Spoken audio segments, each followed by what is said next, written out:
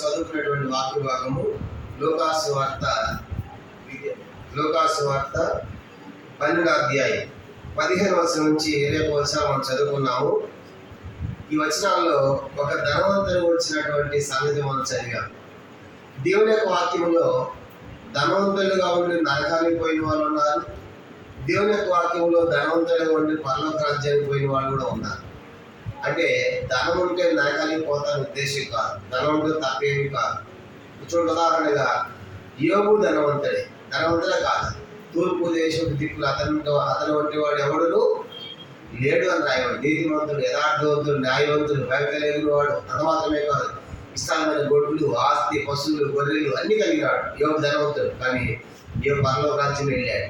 అంత మాత్రమే కాదు, ఆదికాండం 13:2లో అబ్రహాము వెండి బంగారు పశువులు కలిగి బహు ధనవంతుడని రాయబడింది. అబ్రహాం కూడా ధనవంతుడే. ఆదికాండం 13:2 ప్రకారం అబ్రహాం కూడా పరలోకం వెళ్ళాడు. ఇలా బైబిల్లో ధనవంతులుగా ఉండి పరలోకం పోయిన వాళ్ళు ఉన్నారు. అదే జాబితాలో లూకాసు వార్త 19వ అధ్యాయంలో కూడా జక్కయ్య కూడా ధనవంతుడే. 19వ అధ్యాయం 2-3 వచ్చినారు. కానీ మారు మనసు పొంది ఎక్కడ పోయాడు? అతను కూడా అబ్రహాము కుమారుడిగా చేయబడి పరలోక రాజ్యం వెళ్ళాడు.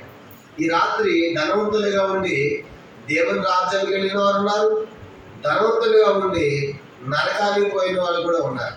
యేసు టైంలో ఒక వ్యక్తి వచ్చి అయ్యా నేను పరలోక రాజ్యం వెళ్ళాలంటే ఏం చేయాలని అడిగాడు. అప్పుడు యేసు అన్నాడు, ఆజ్ఞలన్నీ కూడా పాటించున్నాడు. అప్పుడు ఆ వ్యక్తి ఏమన్నాడు, నేను చిన్నప్పటి నుంచి బాల్యం ఇవన్నీ కూడా పాటిస్తూనే ఉన్నాను. అటైతే నీకు కలిగినంత అమ్మి పేదలకు అప్పుడు పరలోకంలో ధనం కలుగుతుంది అన్నాడు. అప్పుడు అతను మిగిలిన ఆస్తి కలిగినవాడు కనుక వ్యసనపడుచు గొప్పపడుచు వెళ్ళిపోయిన రాయబడింది. పోయాడు, అతను పరలోకం పోయాడా? పోలే. ధనవంతుడిగా ఉండి అసలు వచ్చిన అవకాశాన్ని పోగొట్టుకున్నాడు. ఇప్పుడు చదివినటువంటి వాక్యంలో కూడా ఇతడు కూడా ధనవంతుడే, కానీ ఇతడు కూడా దేవుని యొక్క రాజ్యాన్ని పోగొట్టుకున్నట్లుగా మనకు అర్థమవుతుంది. కానీ ఈ రాత్రి ధనం ఉండటం తప్పేమీ కాదు, కానీ ధనమే మనకు దేవుడు అయిపోకూడదు. చూడండి, చాలా మందికి ధనం ఏమైపోయింది? దేవుడు. అందుకే చూడండి, కళ్ళు కద్దుకుంటూ ఉంటారు డబ్బు దొరకాలి కనుక కళ్ళు డబ్బులు మొక్కుతూ ఉంటారు. ధనం మనకు దేవుడు కాదు. కానీ రాత్రి ఆలోచించేయాలి. చాలా మంది మరి ధనం సంపాదించాలి అనే ప్రయత్నంలోనే చాలా మంది ఉన్నారు. అలా ఉండి ఏమైపోయారంట? 1 తిమోతి పత్రిక 6వ అధ్యాయం 10లో రాయబడింది. 1 తిమోతి 6:10లో ధనాపేక్ష సమస్తమైన కీడులకు మూలము, కొందరిని ఆశించి విశ్వాసంలో నుండి తొలగిపోయి తమ్మును తాన్ని పొడుచుకొని రాయబడింది. ధనాపేక్ష అనేది విశ్వాసము నుండి తొలగించి వేసింది మనం చూస్తాం. అందుకే ధనవంతులకి దేవుడే దుర్గం అంటారు. ధనవంతులకి వారి ధనమే దుర్గం అంటారు. కీర్తన 51వ కీర్తన 51 చూడండి.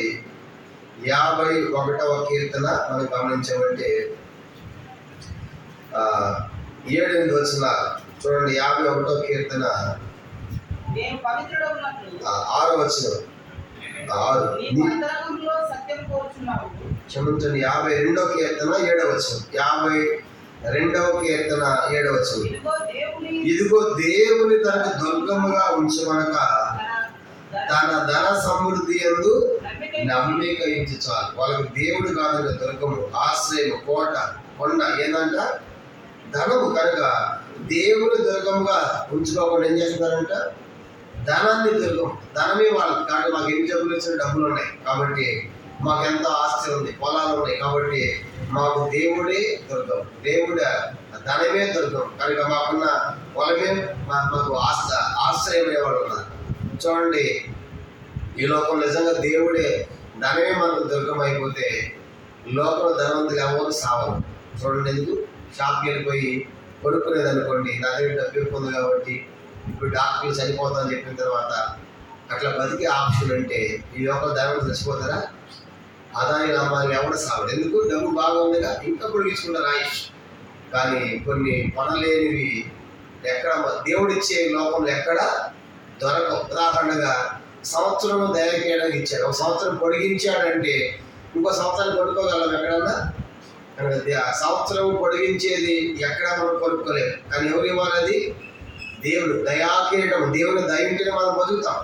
కానీ రాత్రి తలంపు ఏంటంటే, ఈ ధనవంతుడు ఎలా జీవించాడో ఒక 7 సంగతులు మనం చూద్దాం. దానికంటే ముందు మనుషులు ఈ లోకంలో వేటిని నమ్ముతున్నారు అని చూసామంటే, మనం చదువుకున్నాము దేని నమ్మారంటే వాళ్ళు మొదటిది 52వ కీర్తన 7వ వచనం ప్రకారం దేని నమ్ముతున్నారు వాళ్ళు? ధనాన్ని నమ్ముకున్నారు. చెప్పండి, ఏం నమ్ముకున్నారంట? ఆ ధన సమృద్ధి. ధనమును నమ్ముకుని వాడు ఏమైపోతాడు? చెడిపోవును, పాడైపోను అన్నాడు. కనుక ధనం నమ్ముకోకూడదు. దేవుని నమ్ముకోవాలి. ఈ రాత్రి ప్రశ్న ఏంటంటే, దేవుని నమ్ముకున్నావా మనం ధనాన్ని నమ్ముకున్నావా? ధనాన్ని నమ్ముకున్నవాడేమో పాడైపోతాడు. దేవుని నమ్ముకున్నవాడు ఎప్పుడు నిలిచి ఉంటాడు. దేవుని చిత్తము జరిగించేవాడు నిరంతరము నిలిచి ఉంటాడు. మొదటి యోహాను పత్రిక మనం చూస్తాం 2వ అధ్యాయం 17 వచనాలు. కానీ మొదటి సంగతి ఏంటంటే, ధనమును నమ్ముకునే వాళ్ళు ఉన్నారు. ఇంకా 10 మంది ఏం నమ్ముతున్నారు? కీర్తన 118వ కీర్తన 8వ వచనం చదవండి. కీర్తన 118 8వ వచనం. రెండవది, మొదటిది ధనాన్ని నమ్ముకుంటున్నారు. రెండవది 118వ కీర్తన 8వ వచనం. మనుషులు నమ్ముకుంటే కంటే యెహోవాను ఆశ్రయించడం మేలు. తర్వాత కూడా రాజులను నమ్ముకుంటే కంటే. కాబట్టి ఇంకే నమ్ముకున్నారంట? ఒకటేమో ధనాన్ని నమ్ముతున్నారు, రెండవది మనుషులు నమ్ముతున్నారు, మూడవది రాజులు నమ్ముతున్నారు. కాబట్టి మనుషులను నమ్మకూడదు. ఎందుకంటే ఏ మనుష్యుడు, ఇది 116వ కీర్తన అక్కడ రాయబడి చూడండి 11వ వచనం. 116 11. మనుషులు నమ్మేవనుకో 116 11. ఏ మనుష్యుడును నమ్మదగిన వాడు చూసారా? కాబట్టి మనుషులు నమ్మకూడదు. కనుక మనుషులు అప్పుడే మన సహాయం చేస్తారు, అప్పుడే మర్చిపోతారు, అప్పుడే ఆస్వాదిస్తారు, అప్పుడే శపిస్తారు. కాబట్టి అప్పుడే మంచోళ్ళు అంటారు, అప్పుడే చెడ్డోళ్ళు అంటారు. కనుక ఏ మనుషులు నమ్మదగిన వాడు. కాబట్టి మనుషులు నమ్మకూడదు. మరి రాజుల్ని కీర్తన 146వ కీర్తన రాజులను కూడా నమ్ముకోవద్దంట. ఎందుకంటే రాజులు కూడా రక్షణ ఇవ్వలేదు. 146వ కీర్తన 3వ వచనం. రాజుల చేతనైనను నరుల చేతనైనను రక్షణ కలగదు, కాబట్టి వారిని నమ్ముకోవద్దు. కాబట్టి రాజులు ఎందుకు నమ్మకూడదు అంటే, రాజుల ద్వారా కూడా మనకేం లేదంటే రక్షణ లేదు.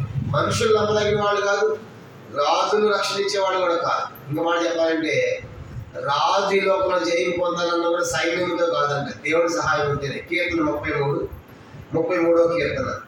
ఏ రాజు కూడా తన సైన్యము చేత సేనా బలం చేత రక్షణ పొందలేడు. 33వ కీర్తన 16వ వచనం. ఏ రాజును సేనా బలము చేత రక్షింపబడడు, ఏ వీరుడు. కాబట్టి రాజు బలం ఉంది కాబట్టి, నాకు డబ్బు సైన్యం ఉంది కాబట్టి నేను రక్షించబడతాను అనుకుంటే పొరపాటు. ఏ రాజు కూడా సైన్యం ఉన్న రక్షణ పొందలేడు. చూడండి, ఇప్పుడు హమాస్ వాడు చంపేస్తున్నారు కదా, ఎక్కడున్నా సరే కానీ పట్టుకుని చంపేస్తున్నారు. అర్థం ఏంటంటే, కమాండర్స్ నాయకుడికి పోతున్నారు. దీని అర్థం ఏంటి? సైన్యం కూడా రాజుని కాపాడలేదు. కాబట్టి రాత్రి అందుకే మనం ధనాన్ని నమ్మకూడదు, మనుషుల్ని నమ్మవద్దు, ఇంకా రాజుని కూడా నమ్మవద్దు. 4 ఇంకేం నమ్ముతున్నారంట? కీర్తన 49వ కీర్తన చూడండి 5వది. ఇంకేం నమ్ముతున్నారంటే 4వ సంగతి 49:6. 49వ కీర్తన 49:6 వచనం. తమ ఆస్తి ప్రాపకమని నమ్మి తమ ధన విస్తారతను బట్టి పొగడవు నేను ఎలా భయపడవు. అందరు చెప్పండి, తమ ఆస్తి ప్రాపకమని నమ్మి. కాబట్టి కొంతమంది ఏం నమ్ముకున్నారంట? ఆస్తి నమ్ముకున్నారు. మాకు ఎన్ని ఫ్లాట్లు తెలుసా? బ్యాంకులో 2 ఫ్లాట్లు, హైదరాబాద్లో 4 ఫ్లాట్లు, కనుక బ్యాంకులో బోర్డంత డబ్బు, కనుక 2 కార్లు, ఇలా ఎన్నో చెప్తాం. కాబట్టి మా అబ్బాయిలు ఎక్కడున్నారు? అబ్రాడ్స్ లో, అమెరికాలో ఉన్నారు, కనుక ఆస్ట్రేలియాలో ఉన్నారు, కనుక ఇవన్నీ ఆస్వాదాలు చెప్తూ ఉంటారు. కాబట్టి అంటే అర్థం ఏంటి? వాళ్ళంతా దేన్ని నమ్ముకున్నారు? ఆస్తి. కాబట్టి ఆస్తి, అందుకే రక్షించుటకు ఆస్తి అక్కరకు రాదు అంటారు. కాబట్టి వీళ్ళగా ఈ రాత్రి మనం ఆస్తిని కూడా నమ్మకూడదు. ఎందుకంటే ఆస్తి విస్తారంగా ఉండొచ్చు, కానీ మనం ఉంటామనే గ్యారెంటీ లేదు. వాళ్ళని సంపాదించావు, టక్కున హార్ట్ అటాక్ వస్తే ఆ విజయవాడ జిల్లాలో కట్టుకాసారం ఉన్నట్టు ప్రాంతం ఉంది, పెద్ద ఇల్లు కట్టడం ధనవంతుడు. ఇల్లు కట్టిన తర్వాత చాలా మంది వచ్చారు ఎడ్యుకేషన్. వచ్చిన తర్వాత అందరూ మెచ్చుకుంటారు, అయ్యా అసలు ఈ లైట్లు ఎక్కడ తెచ్చావు, ఈ రాళ్ళు ఎక్కడ తెచ్చావు, ఈ పెయింట్ ఎక్కడ, ఈ సున్నం ఎక్కడ, కనుక ఇంత డిజైన్ ఇంత బాగుందని చెప్పేసి అందరూ మెచ్చుకున్నారు ఆ ఇంటిని చూసి. డెడికేషన్ రోజు, ప్రతిష్ఠిత రోజు అందరూ వెళ్ళిపోయారు. సాయంకాలం ఇట్లా వరండాలో పడుకుందామని దిండు తెమ్మన్నాడు. అమ్మ దిండు అంటే భార్య దిండు తెచ్చింది, తప్పని పడిపోయాడు. అవి ఏమైందని చెప్పేసి హాస్పిటల్లో ఇచ్చారు. రోజుకి వచ్చేసి 16,000 రూపాయలు ఖర్చు పెట్టారు. 3వ రోజున చనిపోయాడు. ఆయన కాకినాడలో ఫ్లాట్లు, రాజమండ్రిలో ఫ్లాట్లు, హైదరాబాద్లో ఫ్లాట్లు, కార్లు, బోర్డు డబ్బు బ్యాంకులు ఏమో వారి ఆయనే లేడు. కాబట్టి ఆస్తి ఉంది కానీ అనుభవించాలని మనుష్యుడు. కాబట్టి తలపు ఏంటంటే మనం ఆస్తిని కూడా నమ్మకూడదు. కనుక మన ఆస్తి కనుక మన భరోసా ఏం లేదు. రోజు 16,000 రూపాయలు ఖర్చు పెట్టాడు. ఎన్నో లక్షలు ఉన్నాయి కానీ అతను బ్రతకలేకపోయాడు. మా దగ్గర కూడా ఒక సహోదరుడు ఉన్నాడు. ఆయన మందిని ఎంతో ఖర్చు పెట్టాడు. కరోనా టైంలో 18 లక్షలు ఖర్చు పెట్టాడు. పదవి కోసం 18 లక్షలు ఖర్చు పెట్టారు. ఆయన బ్రతకలేదు. ఇంకా ఖర్చు పెట్టేవాడిని బతుకుతాడండి, కానీ చెప్పడం అది మన చేతిలో లేదు. ఆస్తి మనల్ని రక్షించలేదు, కాపాడలేదు. కాబట్టి అందుకే ఆస్తిని కూడా నమ్మవద్దు. ఇప్పుడేం చూసాం? మొదటిది ధనాన్ని నమ్మవద్దు, రెండవదిగా మనుషులు నమ్మవద్దు, మూడవదిగా రాజులు నమ్మవద్దు, నాలుగవది ఆస్తిని నమ్మదు, ఐదవది కీర్తన 44:6 ఐదో సంగతి 44 కీర్తన చూడండి. 44 కీర్తన 6 నేను నా వింటిని నమ్ముకొనను, నా కత్తి నన్ను రక్షింపజాలి. వింటినంటే ఆయుధాలు. కాబట్టి చాలా మంది ఆయుధాలు నమ్ముకుంటారు. మాకు ఆయుధాలు ఉన్నాయి, మాకు కత్తి ఉన్నది. కాబట్టి మన కత్తి మన ఆయుధాలు మనం నమ్మకూడదు. ఎందుకంటే ఈ ఆయుధాల ద్వారా ఇశ్రాయేలు ప్రజలు విజయం పొందలేదంట. విజయం పొందిన వారు ఎట్లాగూ 3వ వచనం పైన 44:3 వారు తమ ఖడ్గం చేత దేశంలో స్వాధీనపరచుకోలేదు, వారి బాహు వారికి జయమీయలేదు. నీ వారికి కటాక్షించదు కనుక నీ దక్షిణాస్తమే నీ బాహువే, నీ ముఖాంతి వారికి. కానీ ఇశ్రాయేలు ప్రజలకు విజయం ఎట్లా వచ్చింది? కత్తుల చేత కాదు, యుద్ధాలు చేసి కాదు, కానీ ఎట్లా అంట? ఆయన దక్షిణాస్తమే, ఆయన బాహువే, ఆయన ముఖకాంతియే విజయం ఇచ్చింది, కానీ ఖడ్గం చేత కాదు. కాబట్టి రాత్రి మన వస్తువులు, మన ఆయుధాలు మనకు రక్షణ ఇవ్వలేవు. మేము నల్గొండలో ఉన్నప్పుడు అక్కడ ఒక స్థలంలో ప్రార్థన చేయడానికి పిలిచారు. అది గరిడేపల్లిలో ఒక ప్రదేశం పిలిచారు. ప్రార్థన చేయడానికి పెడితే ఒక సహోదరి బెడ్లో ఉంది, పడకలో ఉంది. 20 సంవత్సరాలు దాదాపు పడకలు. ఏం బెడ్ మీద పెట్టారు, ఏమైందని అడిగితే బండి మీద పోతా ఉంటే భర్త నడిపిస్తున్నాడు, వెనకాల బండి ఎక్కింది. ఆ చీర చక్రాన్ని చుట్టుకున్నాడు. వెనకాల కూర్చుంది కదా, ఆ చీర చక్రాన్ని చుట్టుకుని ఆయన స్పీడ్గా పోతున్నాడు. ఆ చీర గట్టి కిందకి లాగిన చక్రము దాంట్లో చుట్టబడి తలపోయి కింద ఆ రోడ్డు మీద తారు రోడ్డు తగిలింది. ఆ రోజు నుంచి కోమాలకి వెళ్ళిపోయింది. మనిషి అలా చూస్తుంది కానీ చూపు ఉంది కానీ మాటలు లేదు. కాబట్టి మన మైండ్లో లేదామే. కాబట్టి ఏమైపోయింది? మొత్తం కూడా చూస్తాను ఇట్లా ఆకలి. కానీ ఇప్పుడు చెప్పే సంగతి ఏంటంటే వాళ్ళు వేసుకున్న బండి, ఆమె ఎక్కిన బండి ఆమెకి ఏమైపోయింది? ఆ ప్రాణాపాయాన్ని కలుగజేసింది. ఒకసారి విజయవాడలో ఒక మీటింగ్కి వెళ్ళారు. అక్కడ పిలిచారు, విజయవాడలో ప్రార్థన చేయాలంటే పైకి పిలిచారు. ఏంటంటే ఒక కాలు తీసేశారు. ఎందుకు కాలు తీసేశారు అడిగాం. ఆ విజయవాడలో కొండలాగా ఉంటుంది మెట్లు, ఇది కూడా అట్టా ఉన్నాయి, కరెక్ట్ కొండ ఎక్కినట్టు మెట్లు. ఆ మెట్లు నుంచి కింద దిగుతూ ఉంటే చెప్పులు జారుతూ ఉండి ఆ దొరకడం కిందకు వచ్చినప్పటికీ ఆమె షుగర్ కనుక ఏమైపోయిందంటే పెద్ద అయిపోయి కాలు తీసేది వచ్చింది. కాలు మీద చెప్పు స్లిప్ అయ్యిందంట. చూడండి, ఇప్పుడు ఆమె కాలు తీసేయడానికి కారణం ఎవరైంది? ఆమె చెప్పే ఆ బండి ఆమె బెడ్లో పెట్టింది. ఎన్నోసార్లు మన వస్తువులే మన ప్రాణాన్ని తీస్తూ ఉంది. కాబట్టి వాటిని నమ్ముకోవద్దు. కొన్నిసార్లు సెల్ ఫోన్ నమ్ముతున్నాం, కానీ సెల్ ఫోన్ ప్రతి ఒక్కరికి ఉంది. సెల్ ఫోన్ కూడా ఏమవుతుంది? ఈ దినాల్లో పేలిపోతాయి. మనం చూసాక వాకి టాకి మొత్తం పేల్ చేశారు. చూసాక వాటి లోపల మనకి ఏది భద్రత ఇవ్వదు. మన దగ్గర ఉన్న సెల్ ఫోనే మనం చంపేస్తాం, మన చెప్పులే మనం చంపేస్తాయి, మన బండి మన కాలే మనం చంపేస్తాయి. కాబట్టి అందుకే వాటిని ఏమి కూడా మన కొత్త కాదు అని అనుకోవద్దు. కనుక అవి మన ప్రాణాలు తీస్తాయి. వాడుకోవాలి, అవసరమే, ఎంతవరకు అంతవరకు. అవి మనకి దేవుడు లేకపోకూడదు. కాబట్టి కత్తిని కూడా ఆయుధాలను కూడా మనం ఏం చేయకూడదంట? నమ్మకూడదు. ఈ ఆయుధాలు కత్తి ఉన్నాయి కాబట్టి నాకేం పర్వాలేదు అనుకుంటే పొరపాటు. కాబట్టి కత్తి ఆయుధాలు విజయిస్తారు. రక్షణ రాలేదు వాళ్ళకి. ఎట్లా వచ్చిందంట? దేవుని దక్షిణాస్తం, దేవుని బాహుబలం, దేవుని యొక్క ముఖకాంతి ద్వారా విజయం, కానీ ఆయుధాల ద్వారా కాదు. ఇంకా దేన్ని నమ్మకూడదంట అవి చెప్పేప్పుడు ఇంకా 2 విషయాలు ఒకే దగ్గర రాయబడి. మీకా గ్రంథం 7వ అధ్యాయం, మీకా గ్రంథం 7వ అధ్యాయము 5వ వచనం చూడండి. ఇంకా దేన్ని నమ్ముతారంటే మనుషులు దేవుని నమ్మకుండా ఏమి నమ్ముకుంటున్నారు. మీకా గ్రంథం 7వ అధ్యాయము 5వ వచనం. మీకా గ్రంథము 7వ అధ్యాయం 5వ వచనం. స్నేహితులను నమ్మకించవద్దు, ముఖ్య స్నేహితుని నమ్ముకొనవద్దు. కాబట్టి ఇక్కడ 2 విషయాలు చెప్పాలి. ఒకటి, స్నేహితులు అన్న వారిని నమ్మకూడదు, ముఖ్య స్నేహితుల్ని అసలు నమ్మకూడదు. మొన్న ఒక చనిపోయిన మీటింగ్కి వెళ్ళి వాక్యం చెప్పాం. బాగా ఎలా చనిపోయాడంటే స్నేహితులు తీసుకొని పోయారంట, సరదా కానీ మాట్లాడకుండా ఆ కాలువ తోసేసారు, ఆ పిల్లవాడు చనిపోయాడు. కాబట్టి స్నేహితులైన వారిని ఏం చేయకూడదంట, నమ్మకూడదు. కాబట్టి ముఖ్య స్నేహితులు ఎవరనుకుంటాం వాళ్ళు కూడా మనము నమ్మకూడదు. కాబట్టి ఈ రాత్రి ఇవన్నీ నమ్ముతారు మనుషులు.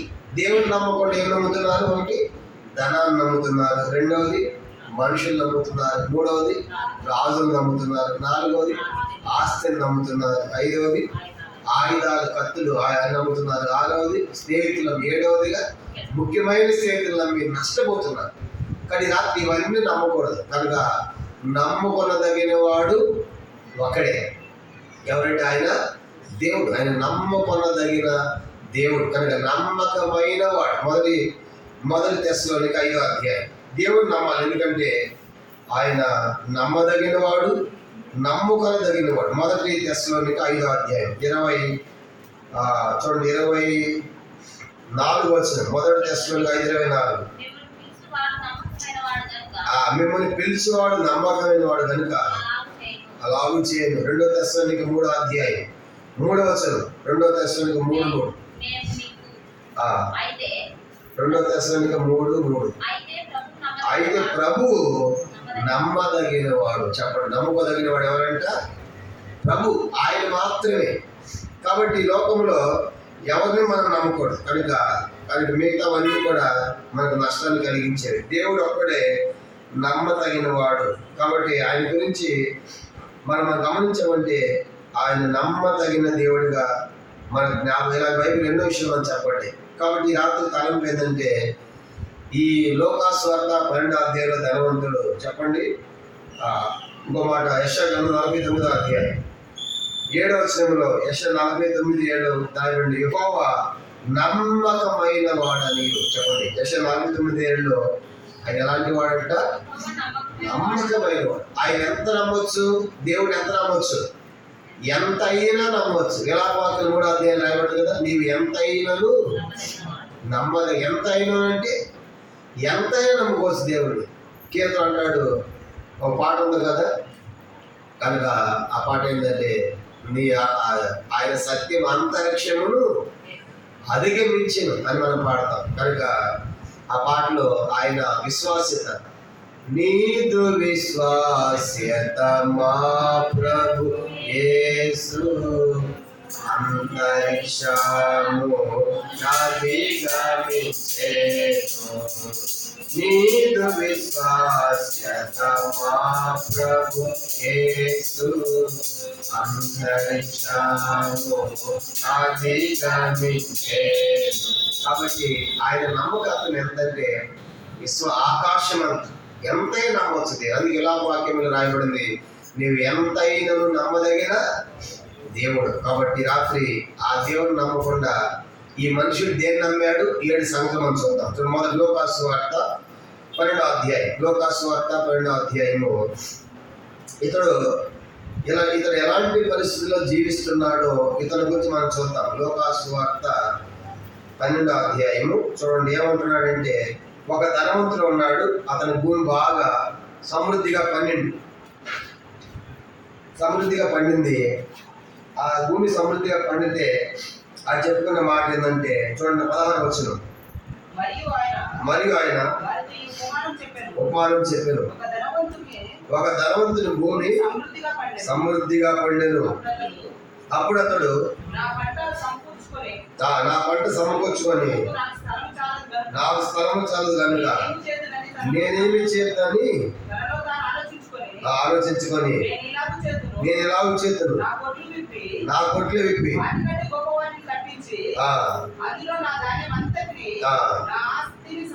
సమకూర్చుకొని నా ప్రాణముతో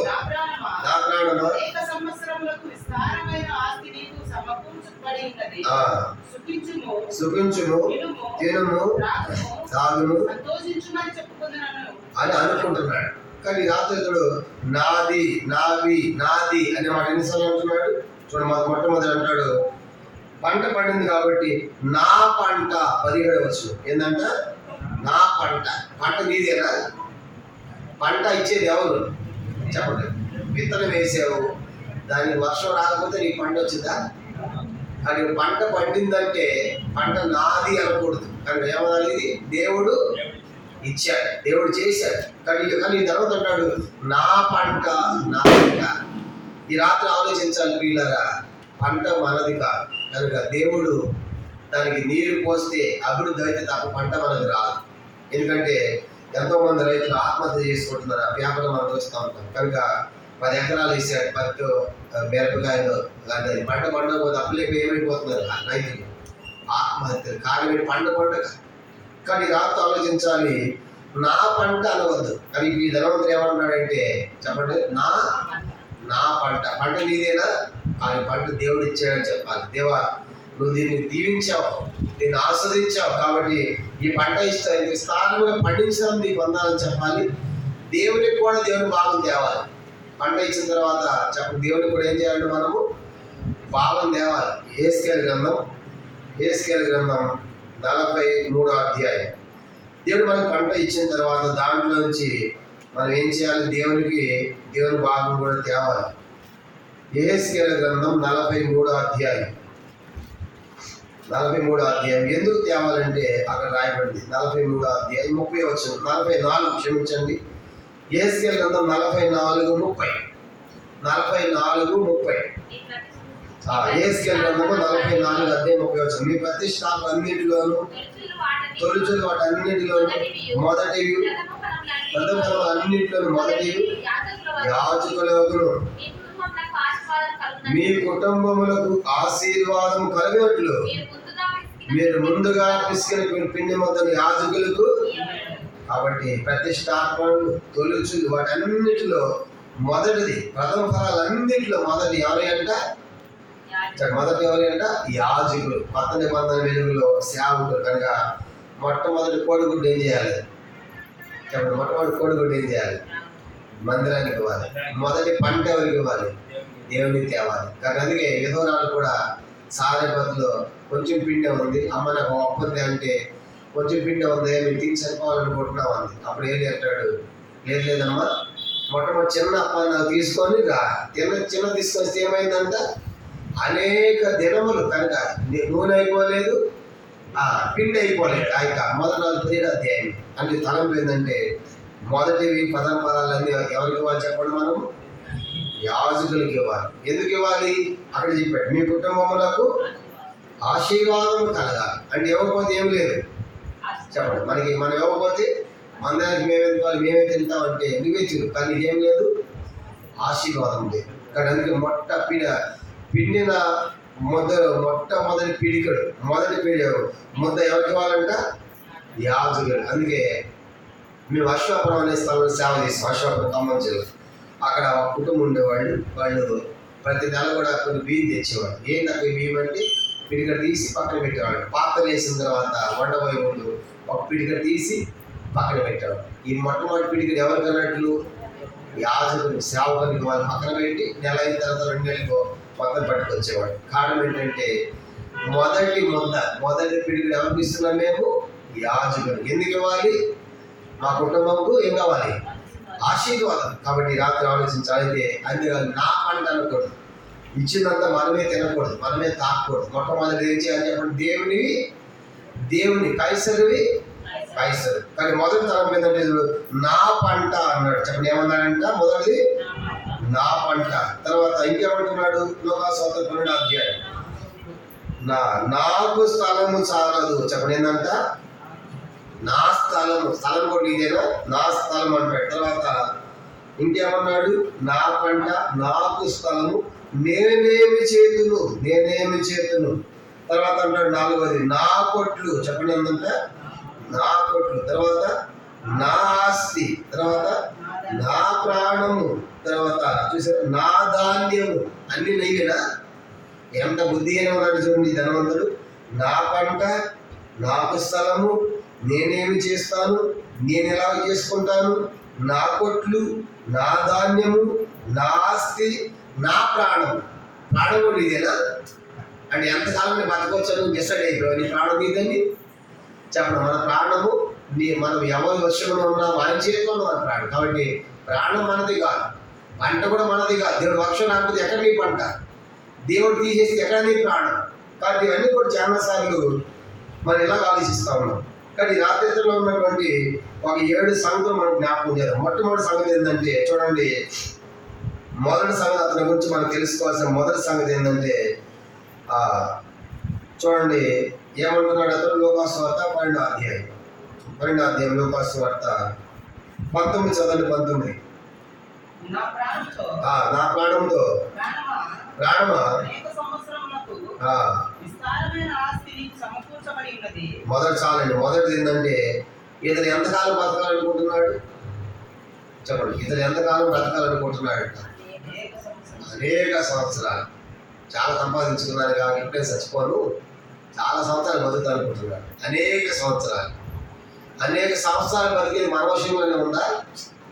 కాబట్టి యాకోబు పత్రుడు అంటాడు 3వ అధ్యాయంలో, ఒకనొక పట్టణానికి వెళ్ళి వ్యాపారం చేసి లాభం సంపాదన చెప్పుకునే వాళ్ళ రేపే సంబంధించిన మీకు తెలియదు. మీ జీవమే పాటు ఎంతలో కన్నా అంతలో మాయమైపోవు ఆవిరి పెట్టేవారు. కాబట్టి అనేక సంవత్సరాలు అనుకుంటున్నాడు. కానీ రేపు ఇప్పుడేమీ తెలియదు, ఇంకా ఆశకి ఏమీ తెలియదు. మనం నిన్నటి వారమే, మంటి వంటి వారమే, విసరి వెళ్ళి మరలా తిరిగి రాని గాలి వంటి వారమే అనే సంగతి గుర్తించాలి. కాబట్టి ఇతను మన బుద్ధిహీన సంగతి అనేక సంవత్సరాలు ఉన్నారనుకుంటున్నాడు. కనుక ఈ భూలోకంలో ఎవరు కూడా అనేక సంవత్సరాలు లేరు. కనుక ఉండరు కూడా. ఉన్నారా? మన తాతలు అందరూ ఉన్నారా? అందరూ వెళ్ళిపోయారు, మనం కూడా వెళ్ళిపోతాం. కానీ ఈ లోకంలో అనేక సంవత్సరాలు అనుకోవడం పొరపాటే. అని అది స్థానిక సంపాదించారు కాబట్టి అనేక సంవత్సరాలు తిరిగి తాగుతాం, సుఖిస్తాం అనుకుంటున్నాడు. మొదటిది అనేక సంవత్సరాలు ఉండమనే సంగతి గుర్తించాలి. రెండోది ఏమంటున్నాడు, నా ప్రాణమా. చెప్పండి ఏంటంటే ప్రాణం కూడా ఇదేనా? రెండవది ప్రాణం మీద చెప్పండి. ప్రాణం అందా? మన నాలుగు మీద 34,000 నరాలు ఉంటాయంట. ఎన్ని నరాలు? 34,000 నరాలు నాలుగు మీద. ఒక్క నరం కట్ అయిందంటే అన్నీ ఆగిపోతాయి. చూసారా?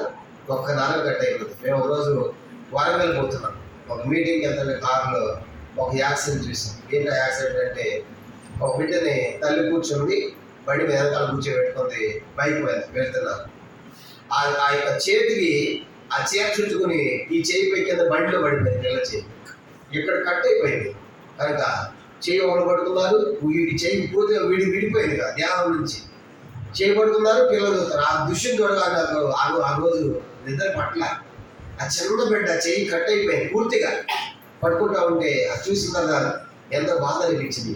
నిజంగా మన దేవుడు ఎందుకు స్తుతించాలంటే ప్రతిరోజు మనము కాపాడబడుతున్నాం.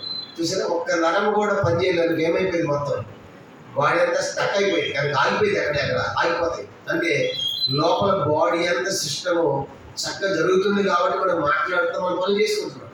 అందుకే దావీదు అంటాడు, ఎందుకు ఆయన ఆరాధించాలంటే 103వ కీర్తనలో, నా ప్రాణమా యెహోవాను స్వంతించు, నా అంతరంగ సమస్తమా ఆయన పరిశుద్ధ నామమును స్వంతించు. ఆయన చేసే ఉపకారముల దేనిని ఏందని చేసే ఉపకారాలు? నీ దేహంలో అన్ని ఆయన పనిచేసి పెట్టాడు. అదే గొప్ప ఉపకారం. ఒక్క దాని కట్ అయిపోతే నువ్వు పని చేయి, కాలు చేయబడిపోయింది. కానీ అది అంతరంగం. అంతరంగం అంటే అర్థమేంటి? లోపల దేహంలో అవయవాలన్నీ చెబుతున్నాడు. కనుక అంతరంగమా ఆయన యొక్క ఉపకారాలు చూడు, అన్ని సక్రమంగా పనిచేసి జరుగుతున్నాయి. కాబట్టి అందుకంటే ఏం మేలు చేయాలి దేవుడు? కాబట్టి ఈ రాత ఆలోచించాలి. మొదటి అనేక సంవత్సరాలు అనుకున్నాడు. రెండవదిగా నా ప్రాణం అంటున్నాడు. మూడవది ఏంటంటే జీవితం అంటే, మూడవదిగా జీవితం అంటే తినడము త్రాగడం అనుకుంటున్నాడు. చెప్పండి ఏంటంటే జీవితం అంటే ఏంటి? చాలా మంది ఇప్పుడు ఎంజాయ్ చేయాలరా, ఇప్పుడు లైఫ్ ఎంజాయ్ చేస్తా ఉంటారు. అంటారు లేదు ఎవరు వస్తారు. ఇప్పుడు కాదు ఎప్పుడు తినేది తాగేది. ఈ వయసులో దేవుడు నమ్ముకోవడం ఇతర ముసలోళ్ళలాగా ఎవరి కాలంలో మంచిగా తినేది తాగి ఎంజాయ్ చేయాలంటారు, అనుభవించాలి అంటారు లోకంలో మాట. ఇతరుడు కూడా అట్లా అనుకుంటున్నాడు. కనుక జీవితం అంటే తినడము త్రాగడం అని అందుకే ఉన్నాడు, నా ప్రాణము తినుము త్రాగుము సుఖించును. అంటే జీవితం అంటే తినటము త్రాగటము సుఖించడు కదా. కానీ దావీదేమన్నాడు, తన ప్రాణముతో దేవుణ్ణి స్తుతించు అన్నాడు. దావీదేమో నా ప్రాణమా ఆయన దేవుని స్తుతించండి, ధనవంతుడేమో నా ప్రాణం తినుము త్రాగుము అంటున్నాడు. కానీ రాత్రి ఆలోచన చేయాలి, జీవితం అంటే తినటము త్రాగటము కాదు. మనం తిన తాగినని భూములు విడిచిపెట్టబడిపోతాయి, ఒక మన దేవుని దగ్గరికి వెళతాం. కాబట్టి లోకంలో బ్రతికిన ప్రభు కోసం బ్రతకాలి, చనిపోయిన రోమపత్రిక 14వ అధ్యాయం. రోమపత్రిక జీవితం అంటే తినడం తాగడం కాదు, దేవుని కోసం మనం బ్రతకాలి. రోమపత్రిక 14వ అధ్యాయము చూడండి 8వ వచనం. రోమ 14:8 మనం బ్రతికినను ప్రభు కోసమే బ్రతుకుతున్నాం, మనం చనిపోయినను ప్రభు కోసమే చనిపోతున్నాం. కాబట్టి మనం బ్రతికినను చనిపోయినను, కానీ లోకంలో మనం బ్రతికినా చనిపోయినా ఎవరి కోసం బ్రతకాలంట? దేవుని కోసం. ఎవరి కోసం చనిపోవాలంట? దేవుని కోసమే. కానీ జీవితం అంటే తినటము త్రాగటము సుఖించడం కాదు. ఈనాడు లోకంలో అనేక మంది మనుషులు ఎట్లా ఉన్నారంటే ఇలాంటి తినటము తాగటము సుఖించడంలో ఉన్నారు. అందుకే ఈ ధనవంతుడు ఎక్కడ పోయాడు? నరకానికి వెళ్తున్నాడు. అందుకే లోకాసు వార్త 16వ అధ్యాయం మరొక ధనవంతుడు ఉంటాడు, లాజరు ధనవంతుడు. ఆ ధనవంతుడు ఎక్కడికి పోయాడు? పాతాళానికి వెళ్ళాడు. అక్కడ అంటాడు, నీకు ఇష్టమైనట్టు భూలోకంలో అనిపించావు, సుఖాన్ని అనిపించావు, తింటావు. అతను కూడా ఏమన్నాడు? తినటము తాగటం. అక్కడ పడే రొట్టె ముక్కలతో బతికాడు లాజరు. ఈ ధనవంతుడికి ఇష్టమైన ఆహారం. కానీ రాత్రి పిల్లలు ఆలోచించండి, జీవితం అంటే తినటము త్రాగటము కాదు. కనుక ఈ జీవితంలో గురి ఉంది. మనం ఎక్కడి నుంచి వచ్చాం, ఎక్కడికి పోతాం, ఒకప్పుడు మనం చనిపోయిన తర్వాత మన పరిస్థితి ఏంటి అని గ్రహించాలి, ఆలోచించాలి కదా. కాబట్టి ఏదో తిందాము తాగి చనిపోయామంటే కాదు. కానీ లోకంలో ఉన్న జంతువులు కూడా తింటే తాగుతూ చనిపోతాయి. కానీ ఇప్పుడు జంతువులు మనం రెండు ఒకటేనా? కాదు కదా. కనుక జంతువులకి ఏం లేదు, లోపల ఆత్మ లేదు. మనకేముంది? దేవుడు మన లోపల దేవుడే పెట్టాడు ఆత్మ. అందుకే దేవుడు ఆత్మ కనుక ఆయన ఆరాధించేవారు ఆత్మతో. అందుకే ఆదివారం రాగానే ఆరాధించాలి ఆత్మ మనం ప్రేరేపిస్తూ ఉంటాడు. ఏ జంతువు ఏ గుడిగా నేను మొక్కిందా? ఎందుకు మొక్కదు? దాని లోపల ఏమి లేదు, ఆత్మ లేదు. తిని తాగడం చనిపోవడం వరకే దాని జీవితం. మనం అట్లే కాదు. కనుక మన లోపల దేవుడు దాని ఆత్మను పెట్టాడు. కనుక నేలమంటూ నరుడు నిర్మించి వారి నాస్కారంలో జీవవాయువు నరుడు జీవాత్మను ఊదాడు. ఆ లోపల మన దేవుడు జీవం ఉంది, దేవుడి స్వరూపం, దేవుడి పోలికలు ఉన్నాం. కాబట్టి ఈ రాత్రి మన జంతువులా తిని తాగి చనిపోయేది కాదు. ఒక దినం మనం లెక్క కూడా చెప్పాలి. కాబట్టి మొదటిగా అతడు అనేక సంవత్సరాలు ఉండాలనుకున్నాడు. రెండవదిగా నా ప్రాణం అనుకుంటున్నాడు. ప్రాణం కూడా మంది కాదు. జీవితం అంటే తినడము తాగడము కాదు, అది కూడా గుర్తించాలి. 4వ సంగతి లోకాసు వార్త 12వ అధ్యాయం చూడు, ముగిద్దాం. లోకాసు వార్త 12వ అధ్యాయం 21వ వచనం. లోకాసు వార్త 12:21. దేవుని ఎడల ధనవంతుడు కాక చాలు. ఒక మాట చెప్పాలంటే దేవుడు లేని ధనవంతుడు. చెప్పండి, ధనవంతుడు ఎలాంటి వాడంట? దేవుడు లేడు కానీ ఏముంది? ధనం ఉంది, డబ్బు ఉంది, ఆస్తి ఉంది. కానీ ఇలాంటి లోకంలో ఎంతో మంది డబ్బు బాగా ఉంది, అధికారం బాగా ఉంది, ఆస్తులు బాగా ఉన్నాయి, కానీ వాడికి ఎవరు లేరు చెప్పండి? దేవుడు లేని వారిగా ఉన్నారు. ఎంత విచారం. కాబట్టి లోకంలో ధనం లేకపోయినా పర్వాలేదు, కానీ ఎవరు ఉండాలి? మనకి దేవుడు ఉండాలి. దేవుడు లేని ధనవంతులు చాలా మంది నాడు ఎంతో డబ్బు ఉంది కానీ వాళ్ళకి దేవుడు లేని కాదు. అదాని అపదని మనం చూస్తాం. వాళ్ళందరూ చాలా డబ్బు కానీ ఎవరు లేని వారికి దేవుడు లేడు. కానీ రాత్రి విచారం ఏంటంటే మనం కూడా అక్కడ ఉండకూడదు. కనుక మనకి ఏమీ లేకపోయినా మనకి ఎవరు ఉండాలి? అది ప్రభావం. నా లోకంలో ఏది ఉన్నా లేకపోయినా నీవు నాకుంటే పాట ఉంది, నీవు నాకుంటే చాలు యేసయ్యా, ఇక నాకు ఏది అవసరం లేదు యేసయ్యా. కాబట్టి రాత్రి ఆలోచించాలి. ఇతడు ధనం ఉంది కానీ డబ్బు ఉంది కానీ అతను ఎవరు లేరు? దేవుడు లేడు. అలా జీవించకూడదు. కనుక దేవుడు లేని ధనవంతులే ఉండకూడదు. ధనవంతులు తప్పేమి కాదు, కానీ ధనం మనం దేవుడు అయిపోకూడదు. చివరికి దేవుడు లేని వారికి మనం జీవించకూడదు. కానీ అందుకు యెహోవా తమకు దేవుడు కాగల జనులు ధన్యులు అంటే ఆశ్రయించబడిన వారు. కాబట్టి ఏమి లేకపోయినా దేవుని కలిగి ఉండటం ఎంత గొప్ప ఆశీర్వాదం.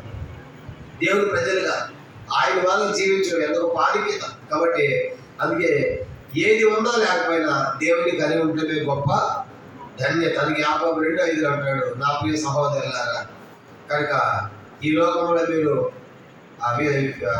భూలోకంలో ఏమి లేకపోయినా విశ్వాసమందు భాగ్యవంతులు. చెప్పండి, లోకంలో మనకి ఏమి లేకపోతే దరిద్రం ఉండొచ్చు, కానీ విశ్వాసం ఉన్నటువంటి వారు ధనవంతులు. చెప్పండి, విశ్వాసం కలిగిన వారు ఎలాంటి వాళ్ళంట? అందుకే ఈ లాజరు భూలోకంలో ఏమీ లేదు, తింటానికి ఆహారం లేదు, ఆరోగ్యం లేదు, పురుగులతో ఉన్నాడు. కానీ ఎర్రబడి అతడు నెమ్మది కలుస్తాడు. లోకంలో దరిద్రం ఉన్నాడు, కానీ విశ్వాసంలో ధనవంతుడు. కానీ రాత్రి మనం ఏమి లేకపోయినా మనకు విశ్వాసం ధనవంతులు ఉండాలి, కానీ ఆస్తిలో కాదు. కానీ 4వది, అతడు దేవుడు లేని ధనవంతుడిగా జీవించాడు. మొదటిది అనేక సంవత్సరాలు ఉండాలనుకుంటున్నాడు. 2వదిగా నా ప్రాణం అంటున్నాడు. 3వదిగా జీవితం అంటే తినడం తాగడం అనుకుంటున్నాడు. 4వదిగా దేవుడు లేని ధనవంతుడిగా ఆలోచించుకుంటున్నాడు. దేవుడు లేని ధనవంతుడిగా జీవించాడు. 5వది ఏంటంటే చూడండి ఏం సిద్ధపరచుకున్నాడంటే 5వ చూడండి 19వ విస్తారమైన ఆస్తి నీకు సమకూర్చబడి ఉన్నది. చెప్పండి, 5వది ఏం సమకూర్చుకున్నాడంట? విస్తారమైన ఆస్తి సమకూర్చుకున్నాడు. ఇక్కడ గుర్తించాలి 5వ సంగతి ఏంటంటే ఇతడు సమకూర్చుకున్నాడు, కానీ దేవుడు సమకూర్చింది. ఇతడు సిద్ధపరచుకున్నాడు, కానీ ఆస్తి విస్తారంగా దేవుడు సిద్ధపరిచింది ఇతనికి అర్థం కాలేదు. దేవుడిని సిద్ధపరిచాడు. 1 కొరింథీ పత్రిక 2 రాయబడింది కదా, ఆయన ప్రేమించే వారి కొరకు దేవుడు ఏవి సిద్ధపరిచిన కంటికి మనిషి హృదయంలో గోచరము కాలేదు. కాబట్టి అంటే ఏదో తను సిద్ధపరచుకునే తెలుసుకున్నాడు, కానీ దేవుడు సిద్ధపరిచినది ఇతడు తెలుసుకోలేకపోయాడు. ఈ రాత్రి ఆలోచించాలి ప్రియులారా, మన దేవుడు ఏం సిద్ధపరిచాడు? ఆయన ప్రేమించిన వారి కొరకే పరలోక రాజ్యాన్ని సిద్ధపరిచాడు. సిద్ధపరిచిన రక్షణ అంటాడు, సిద్ధపరిచిన రాజ్యం అంటాడు, నేను స్థలం మీకోసం సిద్ధపరుస్తున్నాను అంటాడు, సిద్ధపరిచిన జీతము అంటాడు. కానీ ఇలాగా దేవుడు మన కోసం ఎన్నో సిద్ధపరిచాడు. కాబట్టి దేవుడు సిద్ధపరిచి ఎనగలేకపోయాడు, తను సిద్ధపరిచిందే కరెక్ట్ అనుకుంటున్నాడు. కానీ రాత్రి మనము దేవుడు సిద్ధపరిచినవి మత్తయి 25:34 చెప్పబడింది. 20:34లో లోకం పుట్టినది మొదలుకొని సిద్ధపరచబడిన రాజ్యము అంటాడు. దేవుడు ఆయన ప్రేమించే వారి కోసము రాజ్యాన్ని సిద్ధపరుస్తున్నాడు.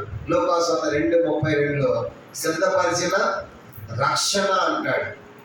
ప్రకటన 22:12లో సిద్ధపరిచిన జీతము అంటాడు. కనుక ఇలా బైబిల్లో మత్తయి 22 సిద్ధపరిచిన విందు అంటాడు. కనుక ఇలా ఎన్నో సిద్ధపరిచాడు. కానీ రాత్రి దేవుడు సిద్ధపరిచిన రక్షణ పొందావా?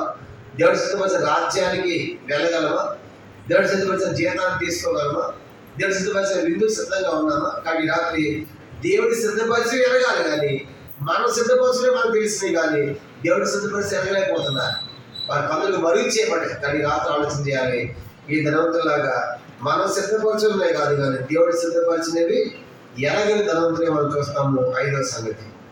6వ సంగతి ఏంటంటే చెప్పండి, 6వ సంగతి ఏంటంటే ఇతని గురించి మనం గమనించిన 6వ సంగతి, అతని మరణం అతనికి తెలియదు. చెప్పండి, ఏంటంటే మరణము ఎరగలేదు, అతను ఎప్పుడు చనిపోయాడో తెలియదు. అందుకే ఆ సంగతి ఎరగలేదు. అనేక సంవత్సరాలు ఉండాలనుకుంటున్నాడు, కానీ తన మరణం ఎప్పుడో తనకు తెలియదు. కాబట్టి ఈనాడు మనుషులు ఎట్లా ఉన్నారంటే ఏం పర్వాలేదు, మాకు మంచి ఆరోగ్యం ఉంది కదా, మంచి డబ్బు ఉంది కదా అనుకుంటున్నారు, కానీ మరణ దినం మనకు తెలియదు. కనుక ఈ రాత్రి ఆలోచించాలి, అకస్మాత్తుగా మరణం వస్తే మన సంగతి ఏంటి? కాబట్టి ఎంతోమంది కొన్ని మరణాలకు వెళ్తాం, కొన్ని చావులు చేసినప్పుడు అసలు చనిపోవాల్సింది కాదండి, అసలు ఇవి చనిపోవాల్సింది కాదు, చాలా కాలం బతికింది అనుకున్నాం, కానీ ఏమైపోయింది? చనిపోయింది. రకరకాల అకాల మరణాలు ఎన్నో భయంకరం చూస్తాం. అది రాత్రి ఆలోచించాలి, మన మరణం ఎప్పుడో మనకు తెలియదు. కాబట్టి ఎప్పుడు చనిపోతాము, ఎక్కడ చనిపోతాము, ఎలా చనిపోతాము మనకు తెలియదు. అందుకే దావీదు 39వ కీర్తనలో నా దినముల పరిమాణం ఎంత అల్పముగా ఉన్నదో నాకు తెలియచి. 38వ కీర్తన 39, నా మరణం యొక్క అంతం ఎట్లా ఉంటుంది నాకు తెలిసి ఏమంటాడు. 39వ కీర్తన 39 చూడండి, దావీదు యొక్క ఆశ ఏంటంటే అది చెప్పే మాట 4వ వచనం. యెహోవా నా అంతం ఎట్లుంటుందండి, నా దినముల ప్రమాణం ఎంతైనది నాకు తెలుపుము, నా ఆయువు ఎంత అల్పమైనది నేను తెలుసుకొని కోరుచున్నాను. కాబట్టి అంటాడుగా పరిమాణం పెద్దలంతా చేస్తున్నాం, మీ సన్నిధి నా ఆయుష్కాలము లేనట్టే ఉన్నది, ఎంత స్త్రీడుని ప్రతివాడు కేవలం బట్టి ఊపిరి వారు. కాబట్టి ప్రభా నా అంతం ఎట్లా ఉందో నాకు తెలియచేయ. ఇక్కడ నా అంతము, అందుకే తెలుపుము నా అంతము నాకు, తెలుపుము నా ఆయువు ఎంతో, తెలుపుము నా అంతము నాకు, తెలుపుము నా ఆయువు ఎంతో, తెలుపుము కూడాను, తెలుపుము ఎంత కూడాను, తిరిగి నలిగియున్నాను నేను, తిరిగి నలిగియున్నాను పరవాసిని ఉన్న ప్రభువా, పరవాసిని జగమున్న ప్రభువా, నడచుచున్నాను దారి నా గురి నీవే నా ప్రభువా, నా గురి నీవే నా ప్రభువా, నీ దారి నేను ఏదో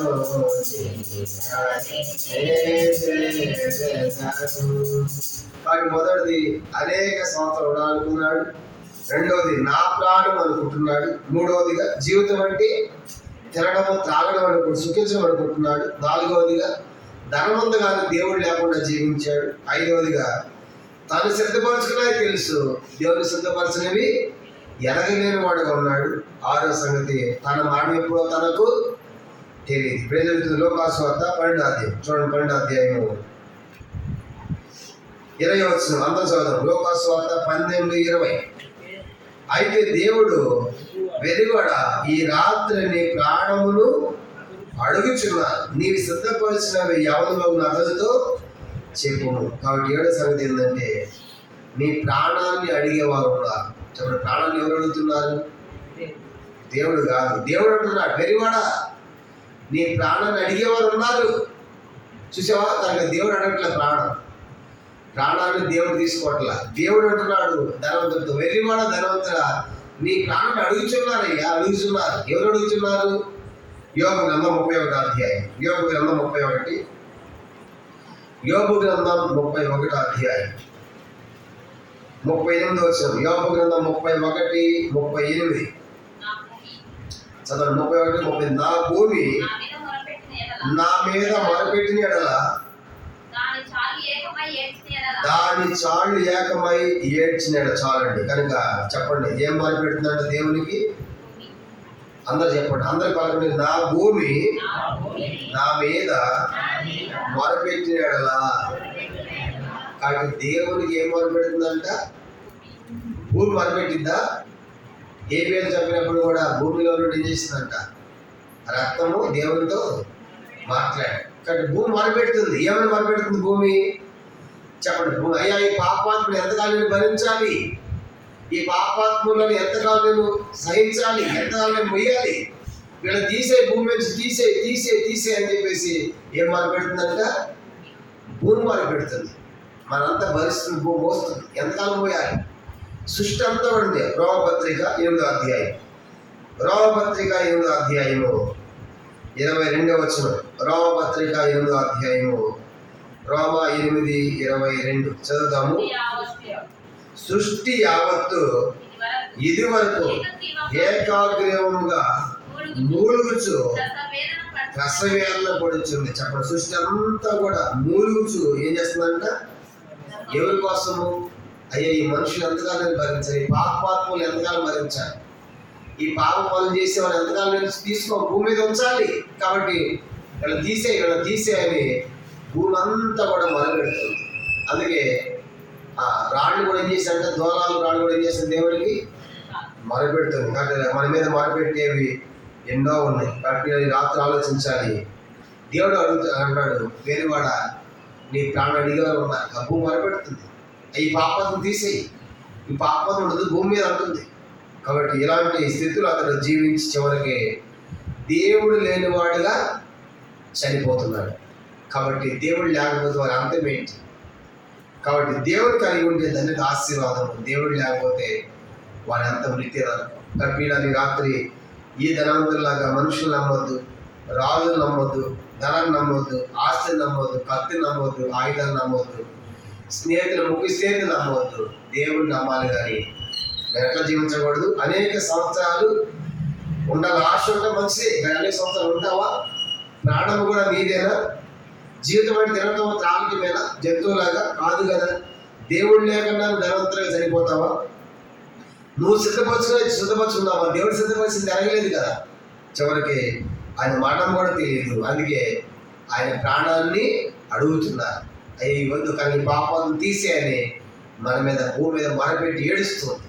కనుక సృష్టి అంతా మూలుగుతోంది. ఎందుకంటే భూమి సృష్టి అంతా పాడైపోయిందండి మనుషుల యొక్క పాపాన్ని బట్టి. ఇరిమియా గ్రంథం 12వ అధ్యాయం ఆ పరిస్థితి మనం ముగించుకుంటాం. ఇరిమియా గ్రంథము 12వ అధ్యాయం చూడండి. మానవుని యొక్క చెడుతనం ఎంత గొప్పదైపోయిందంటే, ఇరిమియా గ్రంథం 12వ అధ్యాయం 4వ వచనం. ఇరిమియా గ్రంథం 12:4. భూమి ఎన్నాళ్ళు దుఃఖింపవలెను,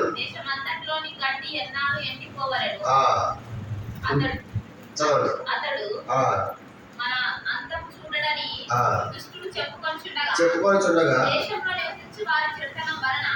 దేశములో నివసించు వారి చెడుతనం వలన జంతువులను పక్షులను.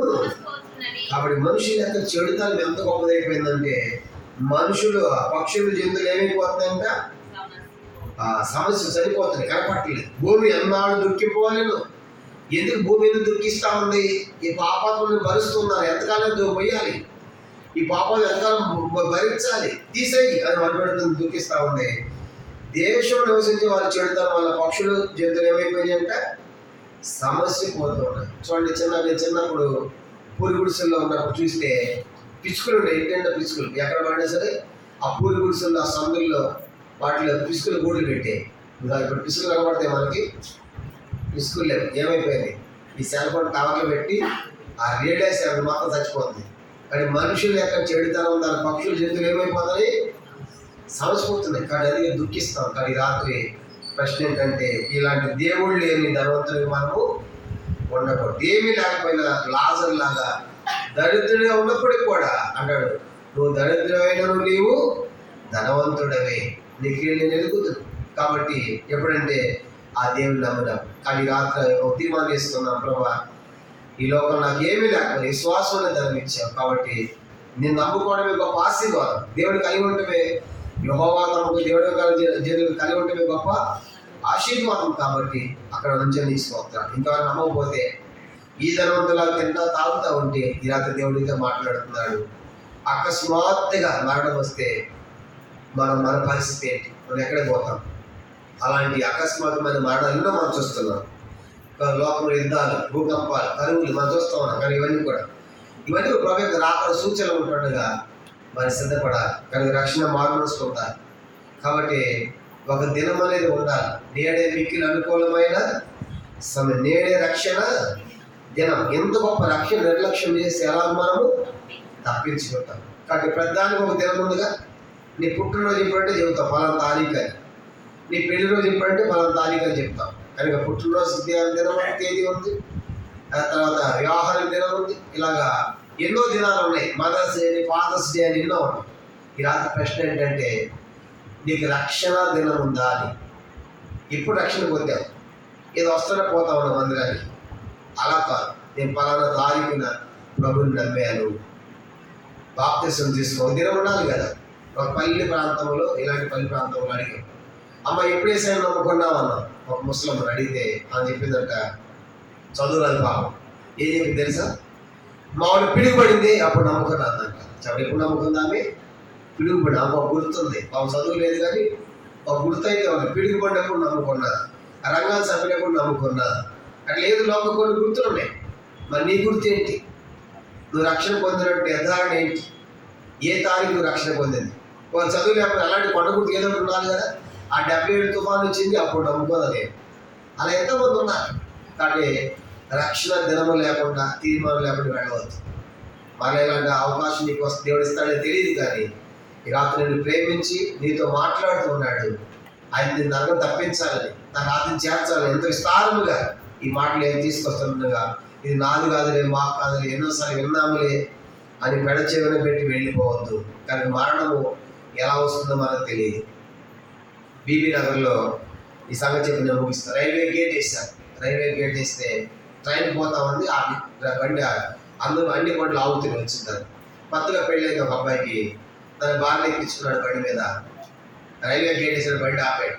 కొత్త పెళ్లి కూతురు, కొత్త బండి, అత్తగారు పెట్టి బండి మీద రైల్వే గేట్ వేసినప్పుడు అది పైనుంచి ఒక గ్రద్ద బతుకున్నటువంటి 4 పాములు తీసుకుని పోతా ఉంది. ఆ రెండు కొట్లాడుకుంటుంది.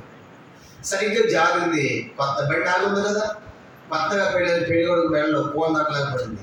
చూడండి, ఎక్కడంటే పాము మీద పాము ఉంది, మొత్తం కలిసేసింది. స్పాట్లో చనిపోయాడు. అనుకున్నాడా? కొత్తగా పెళ్ళయింది, కొత్త భార్య, కొత్త బండి, రైల్వే గేట్ వేస్తారు, పైనుంచి పాము అనుకున్నాడా? వాటి మన మనం చెప్పి రాదు. ఎలా మనకు మాట వచ్చిందో చెప్పలేము. కాబట్టి ఏ రూపాయలు వచ్చిందో మనం చెప్పలేము. మనం చూసామన్న కేరళలో అందరూ నిద్రపోతాడు. రాత్రి పెద్ద వర్షం వచ్చి ఊరే మొత్తం ఎత్తుకొని పోయింది. వరదలు మొత్తం పోయాయి.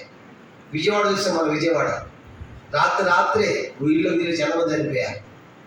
ఇప్పుడు యుద్ధాలు, ఎన్ని భయంకరమైన కార్యాలు. కాబట్టి వీటిలో ఎక్కడ ఇప్పుడు మనం పోతాం, మనకు మన జీవితానికి గ్యారంటీ వారంటీ లేదు. కొన్నప్పుడు బైక్ ఉంటే, ఒక వస్తువు ఉంటే దీనికి గ్యారంటీ ఇస్తారా అంటాడు. వాడు అంటాడు 5 సంవత్సరాలు గ్యారంటీ అంటాడు. వారంటీ వస్తువుల కన్నా గ్యారంటీలు వారంటీలు ఉన్నాయి. మనకు ఉందా? చెప్పండి, నీకు వారంటీ గ్యారంటీ ఎంతకాలం చెప్తావా? చెప్పలేము. మనకు గ్యారంటీ లేదు. No guarantee, no warranty. కాబట్టి ఎప్పుడు మనం వెళ్ళిపోవాలో తెలియదు. అలాంటి జీవితం అంత కనుక ఇంతలో కనుక అంతలో మాయమైపోయి ఆవిరి వంటిది, నీటి బుడగ లాంటిది, దుమ్ము లాంటిది, గాలి లాంటిది.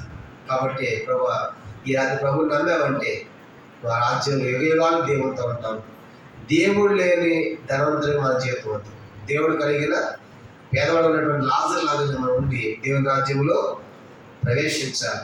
ఎందుకే అందరు ప్రభు చెప్పాడు, ధనవంతుడు దేవుని రాజ్యంలో ప్రవేశించుట ఎంతో దుర్లభం. దానికంటే ఒంటి అంట సూర్యుడి బెజ్జంలో దూరేది చాలా కష్టమా, సులువు. ధనవంతుడు పనిలో రాకపోలేడు, కానీ ఒంటి బెజ్జంలో ఏది దూరొచ్చు? సూర్యుడు. అంటే అర్థం ఏంటి? ఈటిని నమ్మేటటువంటి పనిలో రాజు వెళ్ళలేడు. కానీ రాత్రి ఆలోచించండి. కాబట్టి ఒక మంచి తీర్మానం చేసుకుని స్థలం విడిచి వెళ్ళండి. మోకరించండి, ప్రార్థన చేస్తాం. మోకరించండి, కళ్ళు మూసుకోవాలి. ఈ రాత్రి ఎంత విస్తారమైన దేవుని యొక్క వాక్యంకి వచ్చాం. ఎవరు తన వాక్యం దాని మీతో మాట్లాడి ఉంటుండగా, యేసు ప్రభువా, నేను కూడా ఇప్పుడు నాకు ఎన్నో నమ్ముకున్నా. మనుషులను, రాజులను, ధనము, ఆస్తి, కత్తి, ఆయుధాలు, స్నేహితులు, ముఖ్య స్నేహితులు నమ్ముకున్నాను. ఇవన్నీ నమ్మదగినవి కాదని ఈ రాత్రి నేర్పించావయ్యా. ఎన్నోసార్లు నేను కూడా అనేక సంవత్సరాలు ఉండాలనుకుంటున్నాను. నా ప్రాణమే అనుకుంటున్నాను. జీవితం అంటే తినడము, త్రాగడం అనే ఇప్పుడు దాకా జీవించాను.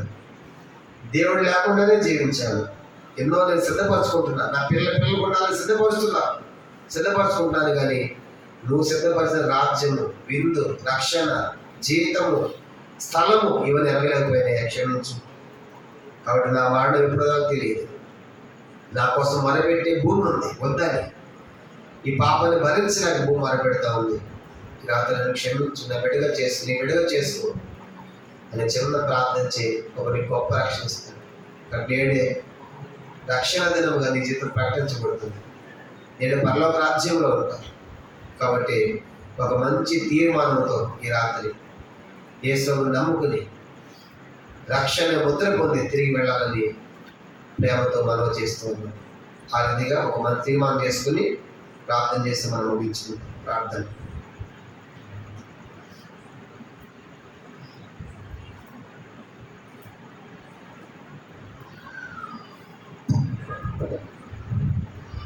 దయచేసి రేపు నర్సుల మీటింగ్ 6:30కి మళ్ళీ రైతుగానే మళ్ళీ జేమ్స్ అన్నింటిలో మళ్ళీ ప్రధాన కార్యక్రమం.